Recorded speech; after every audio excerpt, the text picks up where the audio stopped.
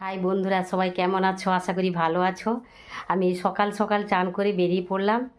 কোথায় বলো তো? আশ্রমে যাব। আজকে তো জানো সবাই শ্রী শ্রী ঠাকুর রামকৃষ্ণদেবের জন্মদিন, তাই আশ্রমে যাচ্ছি। ওখানে গেলে তোমাদের কাছে সব কিছু শেয়ার করব। চলে এলাম আমাদের আশ্রমে। আমাদের গ্রামের মাঝখানে ছোট্ট আশ্রমের আজ ভক্তি ভরে পালিত হলো শ্রী শ্রী রামকৃষ্ণদেবের জন্মতিথি। পুজোর প্রস্তুতি চলছে। গ্রামের মাটিতে গন্ধে সরল হৃদয়ে মানুষের সাথে আজ ঠাকুরের পবিত্র জন্মতিথি পালন। আশ্রমটাই ভরে উঠল এক শান্তির ধাম। কত সুন্দরভাবে সাজানো হয়েছে দেখো। এদিকে ঠাকুরের ভোগ রান্নার প্রস্তুতি চলছে, রান্না চলছে। সবাই মিলে হাতে হাত লাগিয়ে রান্নার কাজে মিলিত হয়েছি। এখানে ভক্তরা সবাই খাওয়া দাওয়া করবে আশ্রমে। এখানে রান্না বান্নার কাজও চলছে।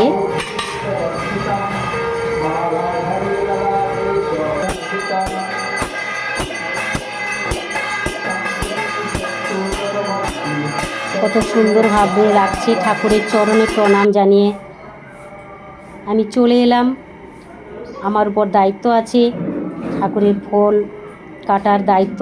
আমি বসে গেলাম ফল কাটার জন্য। ফল কাটা থেকে রান্না বান্না পুজো সব কিছুই মিলিত, সবাই আশ্রমে ভক্তরা মিলেই করছি। আনন্দময় পরিবেশ।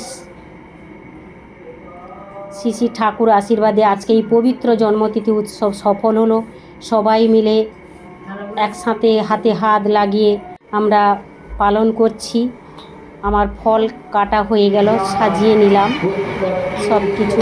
এবার চলে এলাম এখানে রান্নার কাজে একটু হাত লাগিয়ে দিতে, একটু সহযোগিতা করছি। সবাই মিলে খুব আনন্দ করছি।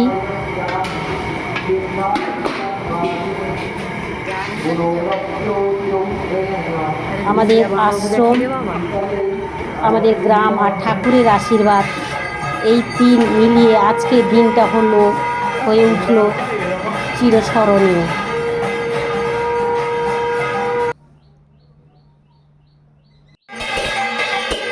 রান্না চলছে, এদিকে ঠাকুরের কাছে পুজো শুরু হয়ে গেছে, আরতির কাজ চলছে।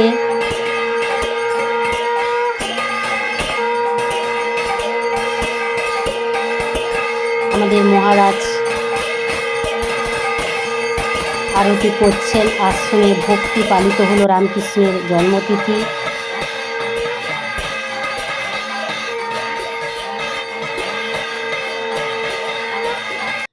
শ্রী শ্রী ঠাকুরের আশীর্বাদে আজকে ভরে উঠল প্রাঙ্গণ। এদিকে পুজো শেষ হওয়ার পরে আমরা সবাই মিলে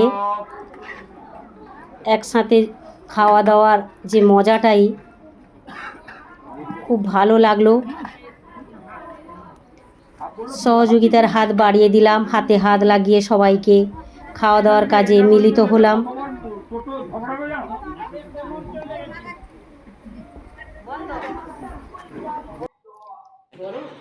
এবার সবার খাওয়া শেষ হতে আমরা চলে এলাম।